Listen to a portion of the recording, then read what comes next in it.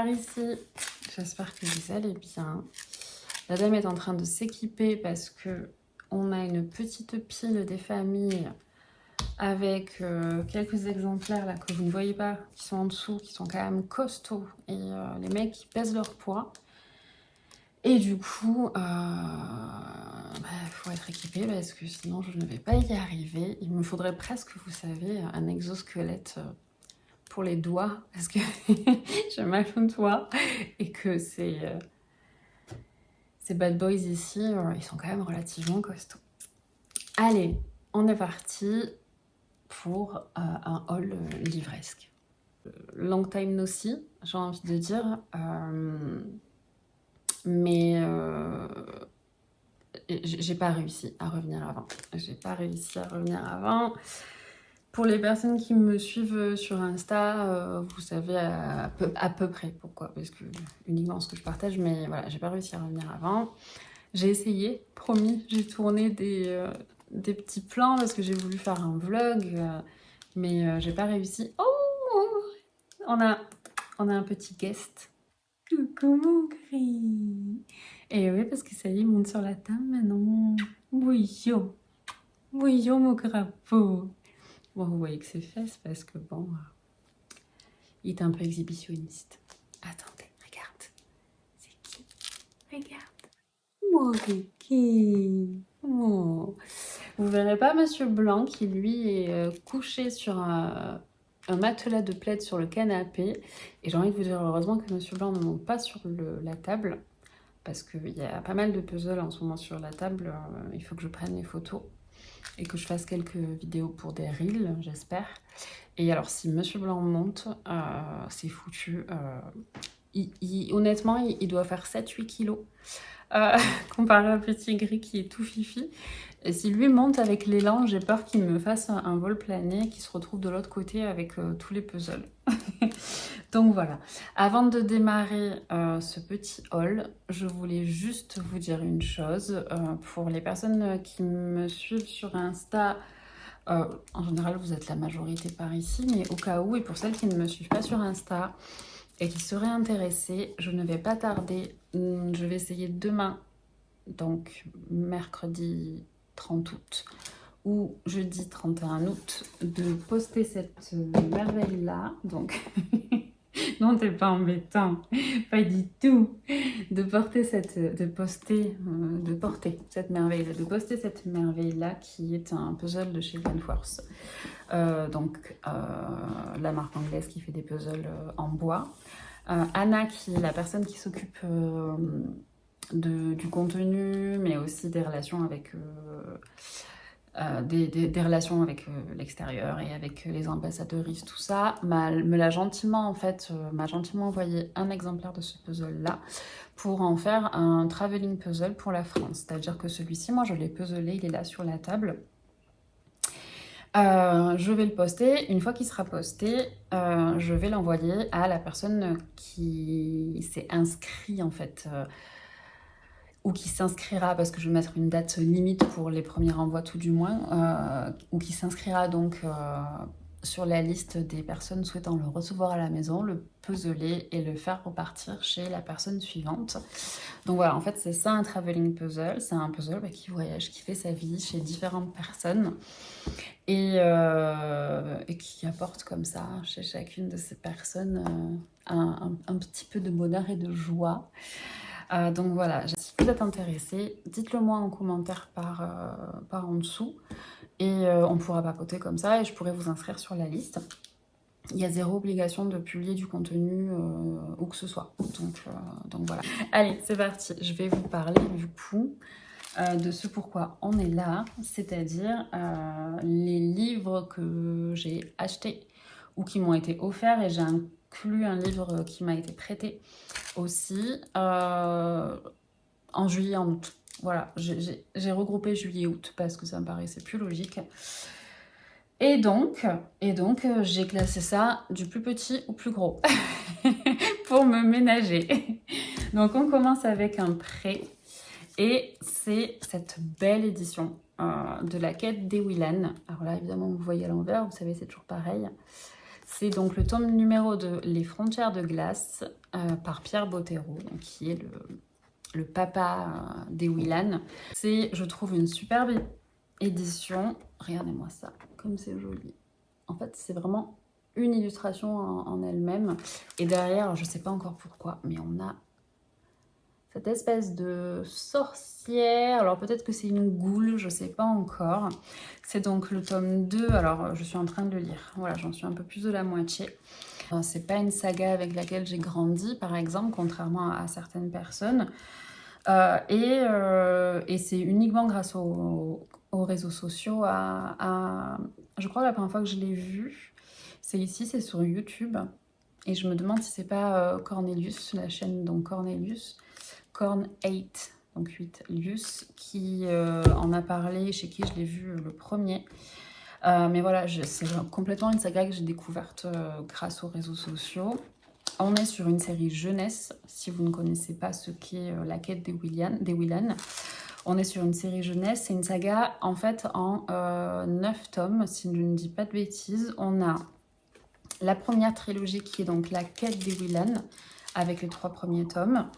Après, on passe sur la trilogie Les Mondes des Willan, avec 3 tomes suivants. Et enfin, on a en fait l'histoire d'Elana, qui est un personnage qu'on rencontre dans les Willan, avec la trilogie du coup d'Elana.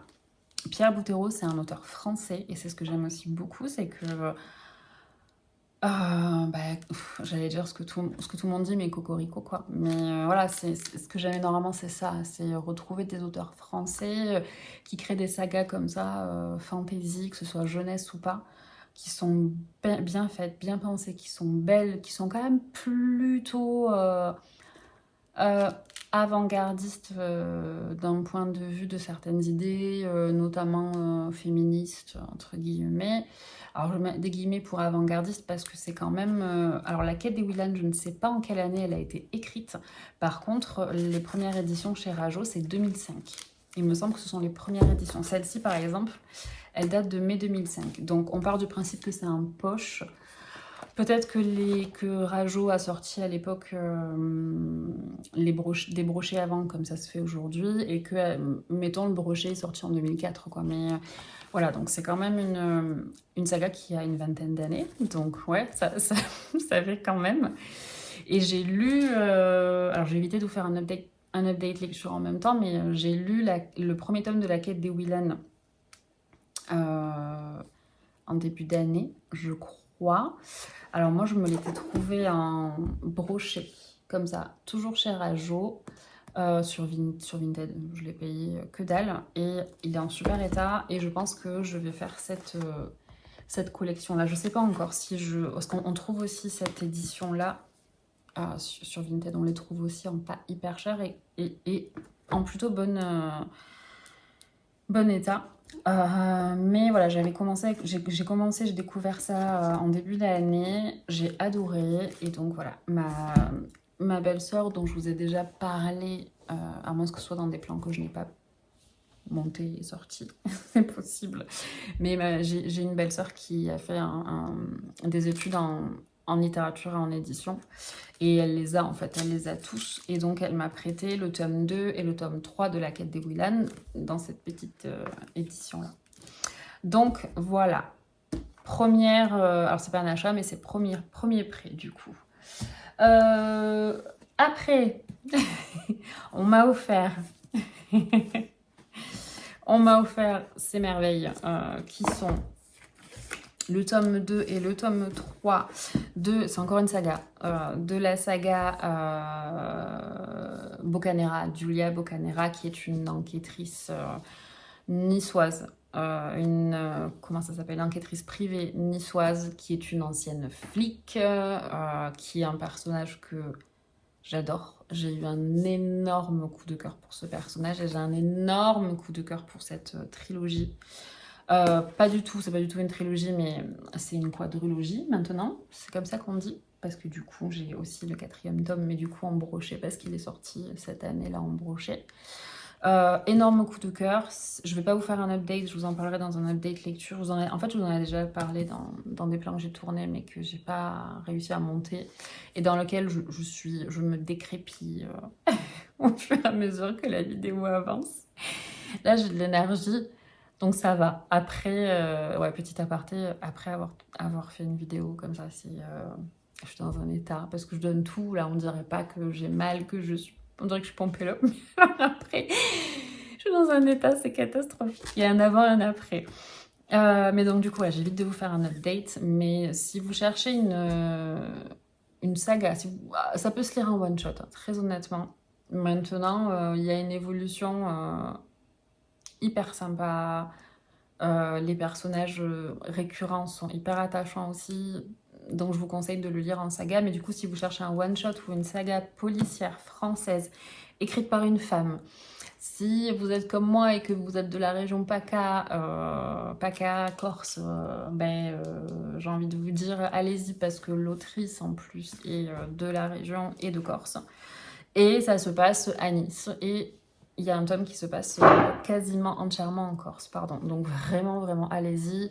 C'est drôle, c'est hyper bien mené, c'est presque un peu poétique. Enfin, voilà, ma belle-sœur m'avait dit, tu verras, tu vas adorer. Elle m'a pas menti. J'évite de vous faire un update, attention, parce qu'on est à 14 minutes déjà. Après, il y a quelques temps, j'avais rendez-vous chez mon ORL, j'adore vous raconter ma vie, et je suis obligée de me garer dans un parking, et je passe devant une Fnac, et ça faisait, mais je ne sais comment, Monsieur Blanc, il est comme ça. Ça fait je ne sais combien de temps que je n'étais pas allée dans une Fnac, et en fait, en passant, je me suis dit, allez, tu pousses un peu, tu y vas pas, allez, c'est bon, tu y vas. Et j'avais une envie de jeunesse. Alors, j'ai pris 2 titres jeunesse, un peu young adult. Je bois un coup.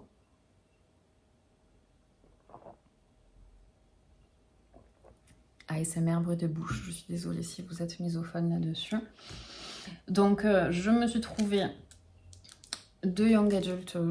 Voilà, c'est hyper rare pour le coup chez moi.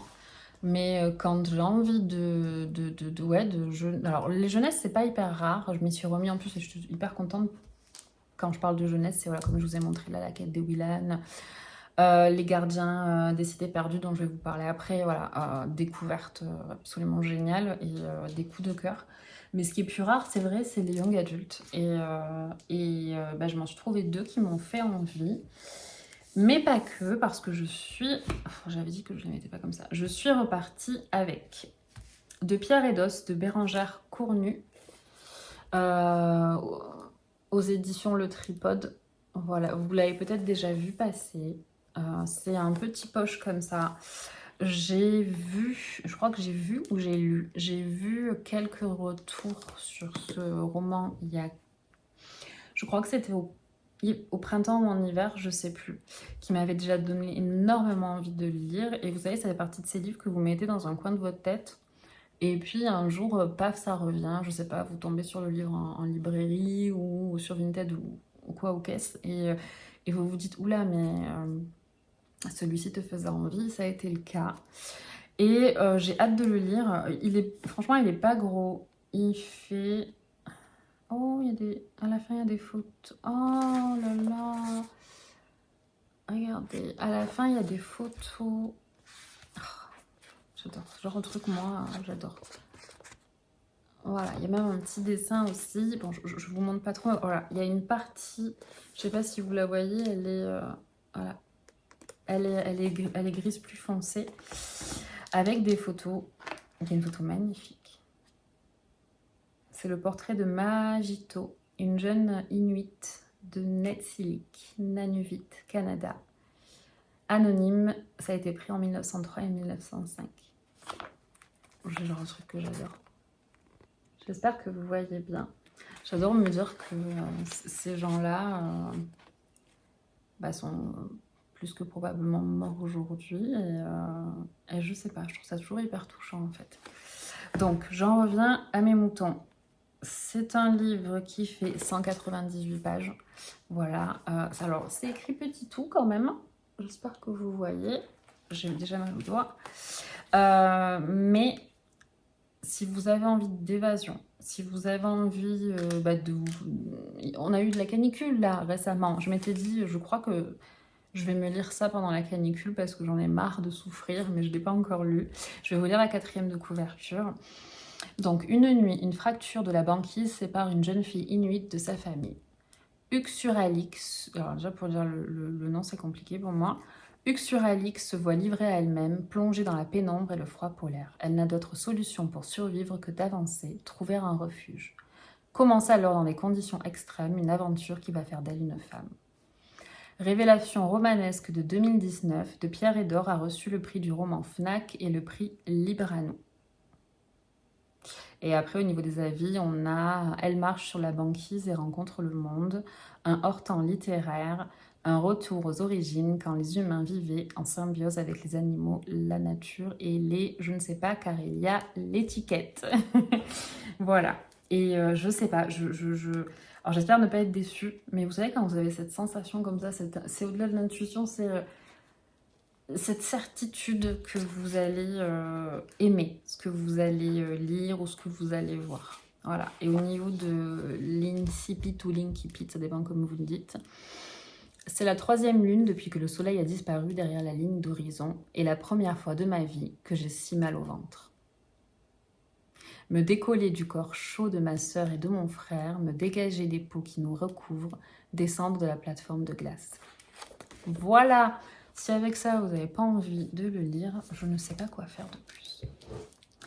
Je me suis pris aussi chez le Tripode. Alors, j'avais donc déjà vu passer ces petites éditions-là, mais je connaissais pas en fait les éditions du Tripode. Ça, je sais pas, ou alors c'est un nom qui m'a pas marqué, mais je suis contente de l'avoir découverte parce que regardez cette merveille.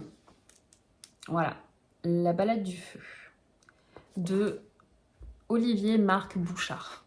Regardez-moi cette merveille, attendez. Tada! L'illustration, c'est une sérigraphie, je crois. Et c'est je vais vous le dire après, c'est à l'intérieur. Mais donc on est en plus sur un format pas classique. Il n'est pas carré, mais il est presque carré. Et comparé par exemple à un petit brochet comme ça, voilà, de chez Albin Michel, on est sur un format différent. Je vous lis la 4e. Un jour de septembre, un jeune homme perd son emploi. Il pense que c'est la fin. Il a tout faux. C'est le début d'une autre vie où l'accompagne bientôt un chat en smoking et un rapace qui a des envies d'ailleurs. Sans oublier un frère, le plus beau représentant des blaireaux, une abonnée à 30 millions d'amis et un homme qui joue avec le feu. La balade du feu est un roman sur les erreurs d'orientation professionnelle, de géolocalisation, les erreurs que l'on peut faire quand on croit que la vie ne nous appelle plus. On y parle des jours où on se demande ce qu'on a fait au bon Dieu, ces jours où vous auriez pu dire non mais où, allez savoir pourquoi. Ces jours où vous auriez pu dire non, mais où, allez savoir pourquoi, vous avez dit oui. Olivier Mac-Bouchard est l'auteur au Tripode du 10 du Mistral en 2020 et du Temps des Grêlons. J'ai eu du mal parce qu'il faut que je boive, j'ai la bouche ultra sèche. Alors, est-ce que je couperai à ce moment-là? Il vaudrait peut-être mieux, mais on va peut-être le garder. Donc voilà, je trouve l'objet en fait magnifique. Regardez-moi ça, là on a une carte. Sachant qu'en fait, l'auteur est encore une fois de chez moi. Je suis désolée. Hein. Voilà, regardez-moi ça. C'est une personne qui est du Luberon. Donc en plus, ça fait vraiment plaisir. Je trouve l'objet livre magnifique. Et je sais pas, j'étais attirée par l'objet lui-même et après par la 4e de couverture. Moi, des récits comme ça qui parlent d'erreurs de parcours, d'erreurs de géolocalisation, qui parlent de ces jours où on ne sait pas pourquoi finalement on a dit allez on y va et puis du coup on a pu avoir de bonnes surprises. J'ai des moments comme ça où ça me tente. Je sais pas si c'est un livre feel good. C'est pas forcément... et c'est pas... Je dénigre pas du tout les livres catégoriser feel good, pas du tout. C'est pas forcément ce qui m'attire, ce que je lis le plus, mais de temps en temps, j'ai envie d'y aller. Donc je sais pas du tout. Moi, je sais pas, ça me fait plus penser à un livre apprentissage. Je sais pas. Et je l'espère plein de poésie en fait. Ouais, je l'espère plein de poésie dans vous savez ce qu'il y a de plus simple, la poésie dans les choses de tous les jours quoi. La beauté qu'on trouve dans les choses de tous les jours, dans les rencontres, dans les petites choses comme ça. Donc voilà, je l'espère comme ça. Je vous en dirai des nouvelles. Alors, c'est une maison d'édition et une collection qui a un coût quand même parce que, alors on sait que tout a augmenté. Là, sur celui-ci, on est à 20 € neuf et celui-ci 10 €. Donc, pour un poche, on est quand même aussi sur un montant qui est plus élevé que ce qu'on peut trouver habituellement. Mais beauté, quoi. Donc voilà, j'espère qu'il va me plaire parce que clairement, celui-là, je vais le garder. Et si je l'aime, je lirai les 2 premiers de l'auteur, sachant qu'apparemment, le dit du Mistral a reçu de beaux avis de la critique. Après, toujours donc chez la Fnac, je me suis pris Anatomy Love Story de Dana Schwartz, une romance gothique délicieusement macabre. Alors, celui-ci aussi, je l'ai commencé, j'en suis un peu avant la moitié. J'ai fait une pause, je devrais peut-être pas, mais je me fais un peu... je m'ennuie un peu, voilà. Alors que j'aime bien l'histoire, j'ai été attirée par le pitch de base, je l'ai vu souvent passer sur les réseaux. Et j'avais vu passer en haul, en vidéo par ici aussi. Je vous lis la 4e avant de partir dans mes digressions encore. Alors, Édimbourg 1817, férue d'anatomie, Hazel n'a qu'un rêve, devenir chirurgienne. Mais cette passion n'est pas du goût de sa noble famille. Jack, lui, déterre des cadavres qu'il vend aux scientifiques pour essayer de survivre dans cette ville où il est trop facile de mourir. Ils n'étaient pas faits pour se rencontrer, mais lorsque Hazel demande à Jack de lui procurer des corps pour étudier, il accepte. Anatomy Love Story est un roman plein de rebondissements et dont la révélation finale vous glacera le sang. C'est Reese Witherspoon qui l'a dit. Alors si Reese Witherspoon l'a dit, j'ai envie de vous dire. Et donc, je suis pas romance de base. Je suis pas romance quand c'est le cœur du sujet, le cœur du livre. Par contre, quand on a une romance dans un livre qui est bien fait, je suis plutôt bonne cliente, quoi. Si c'est bien fait.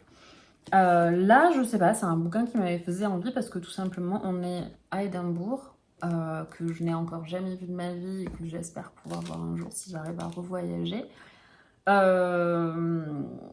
On est donc au 19e siècle et on parle d'une jeune femme qui a envie de faire un métier qui ne lui est pas autorisé parce qu'elle est femme. Donc voilà, forcément ça me parle.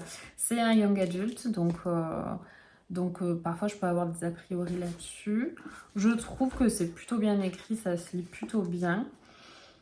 J'ai l'impression qu'il va y avoir un petit truc de fantastique, mais c'est pas encore là. Et pour le moment, c'est vrai que je m'ennuie un peu. Mais il faut pas que je le mette trop en pause pendant un moment parce que je me connais et qu'après je ne vais pas y revenir. Donc si jamais vous l'avez lu et que vous l'avez adoré ou que vous aussi vous avez eu un moment un peu ouais et que après paf ça revient dans le bouquin, dites-le moi parce que je suis preneuse. Et chez la Fnac, j'avais également pris celui-ci, Sorcery of Sounds de Margaret Rogerson. Un bijou ensorcelant. Ouais. Jeu de mots facile puisqu'on vient de parler de sorciers dans ce livre. Ce bouquin, je l'avais vu passer mais vite fait. La couverture est vraiment très belle. Qu'on aime ou qu'on n'aime pas, la couverture est vraiment très très belle. Les couleurs sont très jolies. Je l'avais vu passer dans une ou deux vidéos sur YouTube ici. Et je sais pas pourquoi, j'ai l'impression que c'est Stéphanie des Chroniques de Lully qui en a parlé une fois, mais j'arrive pas à retrouver la vidéo. Mais donc si c'est pas elle, c'est quelqu'un d'autre dont j'aime plutôt, je partage plutôt les goûts en matière de bouquins. et qui avait dit justement que c'était une bonne surprise parce que la personne n'attendait rien de particulier, avait peur que ce soit gnangnan et un petit peu les clichés de la young adulte. Et du coup, je me suis dit, bah tiens, puisque tu as une envie de livres faciles et de young adulte, vas-y, prends-toi-le. Et bah écoutez, j'ai passé un super moment. J'ai vraiment passé un super moment. C'est pas du tout un coup de cœur. Là-dedans, il y a... Ce que j'aime par contre là-dedans, c'est que je trouve qu'il y a une romance, mais que c'est pas tout le bouquin, c'est pas le cœur du bouquin. Alors, ça fait partie du cœur de l'histoire, mais pour moi, la romance, c'est un peu un... C'est pas le personnage principal, si vous voyez ce que je veux dire. Il faut pas que je vous fasse un update lecture. Donc, juste... On est dans une vidéo haul, Priscilla. Ici, j'oublie. Donc, voilà. De quoi parle Sorcery of Sound sans faire un update, on a une jeune femme qui s'appelle Elisabeth, qui vit dans un monde où, c'est ça aussi qui m'a attirée et qui peut vous attirer, elle vit dans un monde où il y a des grandes bibliothèques et où dans sa bibliothèque, il y a des livres, il y a des grimoires. Et de manière générale, les grimoires et certains livres sont animés. Ils ont une vie. Et donc, dans ces bibliothèques, on a besoin de gardiens et de gardiennes pour éviter que certains livres, notamment des livres de sorcellerie qui peuvent être dangereux, donc des grimoires de sorcellerie, ne commettent des choses irréversibles. Donc voilà, on part de ça. Et la magie, la sorcellerie est vue comme maléfique. Mais il y a quand même des grands sorciers qu'on aime avoir avec nous, quand on dit on, c'est la politique par exemple, pour nous protéger. Il y a eu des années, il y a eu un sorcier qui s'appelait nom de famille Sorn, qui a utilisé la résurrection pour gagner, donc des morts pour gagner une guerre. Et puis une fois que ça a été fini, on l'a un peu... Enfin, on l'a complètement mis de côté hein, parce que tout le monde en avait peur. Grosso modo, Elisabeth, elle grandit au milieu d'une grande bibliothèque avec des livres redoutables. C'est une orpheline. Et elle veut devenir gardienne. Voilà, elle veut protéger le monde de la magie qui est complètement maléfique. Un jour où un terrifiant grimoire se transforme en gros en monstre de cuir et d'encre et il sème la mort. Elle est accusée d'avoir libéré ce grimoire-là. On la force à comparaître devant la justice, à la capitale. Elle est prise au piège, en gros, d'une conspiration. Et elle va trouver secours auprès de Nathaniel Sorn, qui est donc l'héritier de ce sorcier qui avait utilisé la résurrection des morts des siècles auparavant. Et ils vont travailler de concert pour déjouer un complot. Voilà, en gros c'est ça. Il y a un troisième personnage qui est super, qui est Silas, qui est un démon, parce que chaque sorcier, pour avoir des dons, a besoin d'un démon. Il passe un pacte avec un démon et il lui donne X années de sa vie. Donc grosso modo, le pitch c'est ça. Je vais pas vous en dire plus. Je prends une petite pause parce que je commence à avoir du mal à respirer et je reviens. Alors, on continue avec Sans collier de Michel Pettinelli, toujours aux éditions de l'Aube, qui est le quatrième tome, enfin la quatrième tome de la saga Boccanera, dont je vous ai parlé un tout petit peu avant en poche. Donc cela. On retrouve du coup Boccanera et ça va se passer en Italie. Donc on les appelait Canessiolti, chiens sans collier, parce qu'ils ne voulaient appartenir à aucune organisation politique dans cette Italie des années 70, quand toute une jeunesse rêvait de renverser la table pour changer le monde. Ce pan de l'histoire italienne va faire irruption de manière inattendue dans la vie de Giulia Boccanera, détective privée, occupée à rechercher un jeune ouvrier mystérieusement disparu d'un chantier pharaonique de Nice. Entre menaces étranges et réminiscences floues, les chemins sont complexes pour dénouer le fil de cette histoire dans laquelle tout le monde semble porter un secret. Si Montal et Corbucci avaient une fille, c'est à Boccanera qu'elle ressemblerait, et la nouvelle héroïne du polar français. Voilà, messieurs, dames. Je ne vous ai pas vu les incipits des autres. J'ai mis J'aime bien faire ça. J'aime bien dans les livres que je rentre mettre des marque-pages. Et à chaque fois que je l'ouvre, je me dis oh, trop bien. Et donc là, j'ai mis cette beauté qui est un marque-page de la deuxième, première. Première box travel ou deuxième box travel qu'on a reçu, donc des mini puzzle travel. Je vous ai pas lu donc l'incipit des autres livres, et là je vous le lis. Il a acheté un costume, il est revenu à Nice, il veut la retrouver. La barbière n'a pas scié devant ses cheveux hirsutes et sa barbe de Robinson. Il lui a fait comprendre d'un signe qu'il voulait qu'elle coupe tout ce qu'elle pouvait couper et s'est installé dans le fauteuil, a fermé les yeux. Presque. Il a perdu l'habitude de s'abandonner. Bon, je vous lis plus que l'incipit à chaque fois. Hein. Et enfin, j'ai 3 graphiques à vous montrer, mais j'ai un dernier roman à vous montrer. Alors, je l'ai inclus dans le haul de cet été parce que je ne l'avais pas reçu. Il était retourné en fait chez Tibère. C'est une étude en rouge d'Arthur Conan Doyle chez Tibère Éditions. Si vous ne connaissez pas les éditions Tibère, mais ouais, voilà, c'est une merveille. Regardez-moi ça. Alors là, il y a le reflet de la ring light, c'est pas terrible. Mais ce sont des livres illustrés à chaque fois avec des artistes hyper talentueuses et talentueux. Là, c'est Elsa Roman qui a illustré cette étude en rouge. Je la connaissais pas et honnêtement, grâce à Tibère, je fais la découverte d'artistes. Là, vous le voyez pas très bien, mais ici, on a... alors là, vous le voyez pas du tout, mais il y a les 4 filles du docteur March. Et ici, on a Madame Bovary. Les deux sont illustrés par Nathalie Novi. Et waouh, le travail de cette personne est incroyable. Et donc, pour en revenir à une étude en rouge, c'est en fait la première enquête c'est la rencontre de Watson et de... Comment ça se dit et de Sherlock. C'est la rencontre de Watson et de Sherlock Holmes. Et donc, c'est leur première enquête ensemble, en fait, si vous voulez. Et donc, juste pour vous montrer, des purs objets de beauté. Et donc, vous avez des... En fait, c'est des lots chez Tibère. Avant de les sortir à la vente, ils font des préventes via Ulule. Et notamment pour les 300 premiers à acheter, à prendre des préventes, il y a 300 livres en fait numérotés. Et si on aime bien ça, voilà, c'est cool.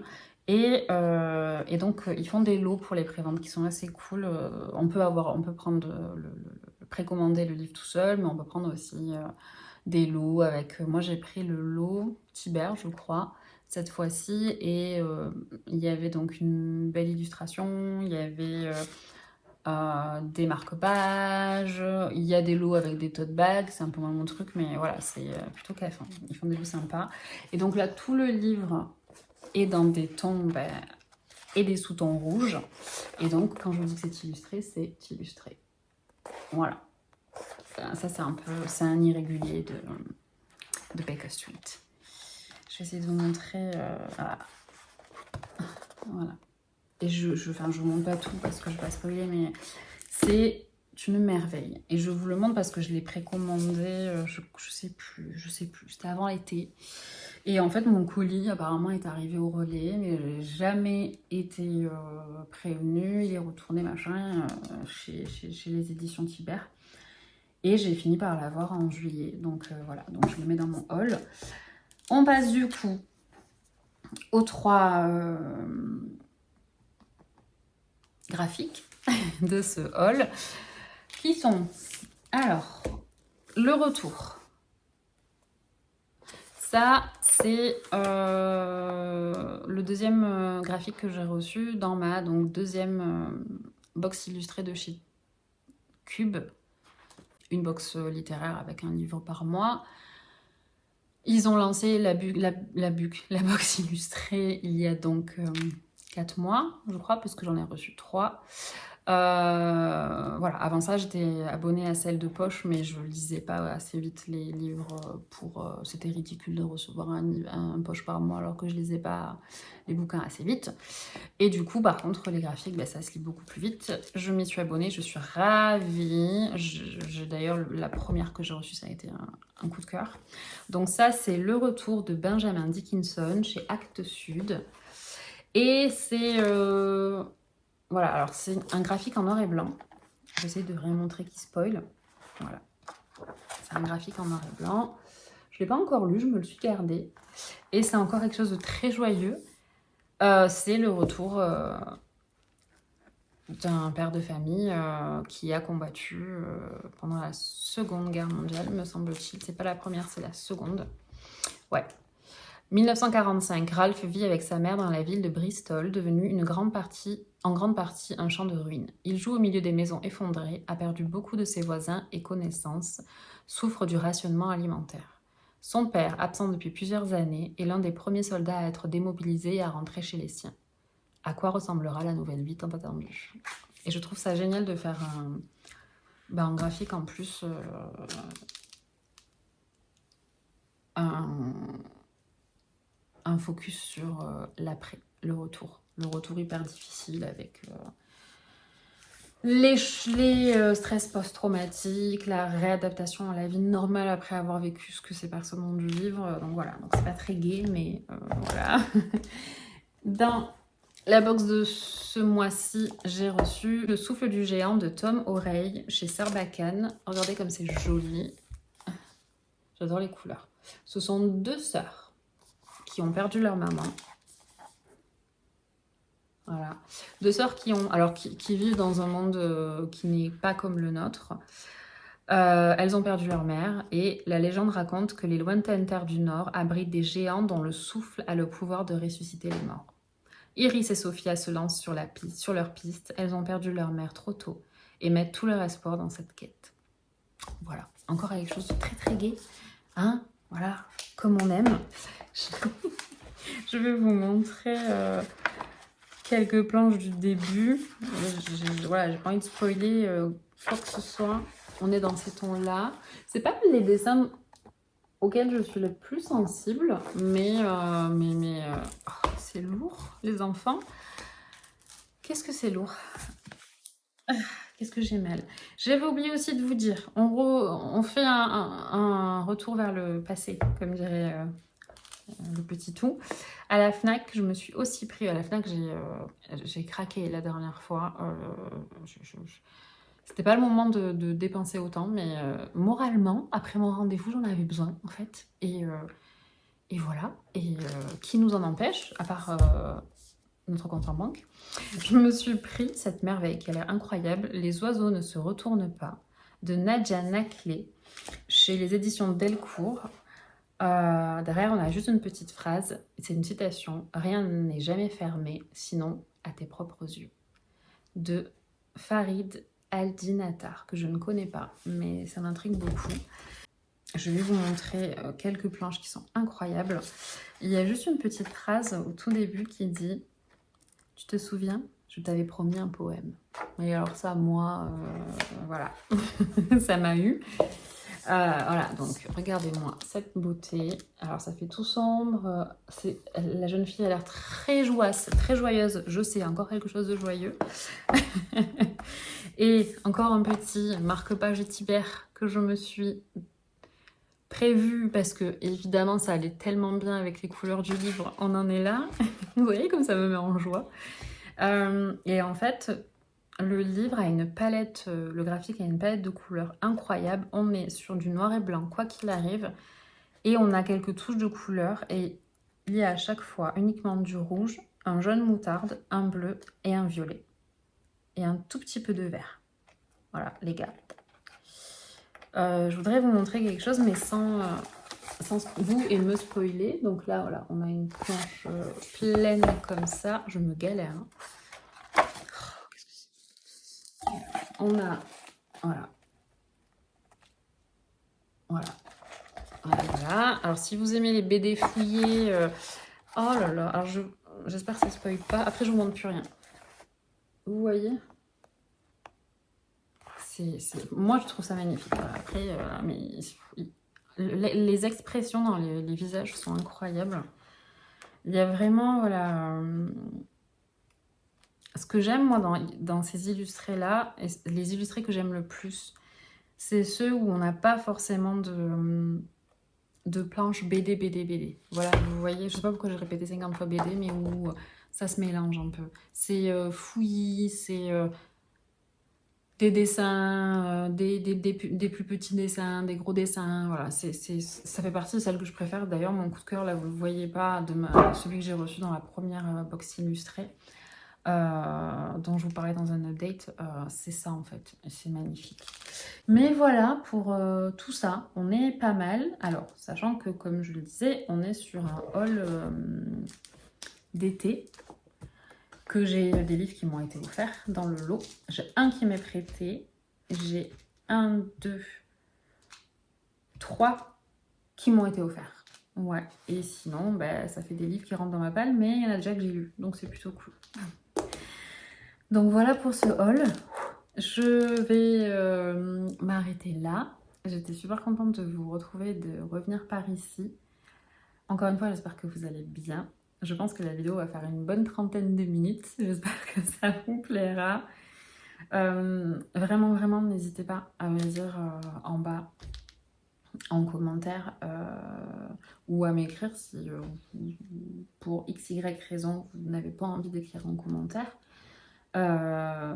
Si vous avez lu certains de ces livres, si elles vous ont plu, si vous en avez découvert d'autres, si vous en avez lu qui ne vous ont pas plu du tout. Voilà, j'espère que vous allez bien, j'espère que l'été s'est bien passé pour vous. J'espère que vous n'avez pas trop souffert de la canicule, et pour celles et ceux qui font partie de ces personnes qui n'ont eu ni canicule ni réellement d'été, j'espère quand même que c'était cool pour vous. Je vous embrasse très fort et je vous dis à très vite, j'espère.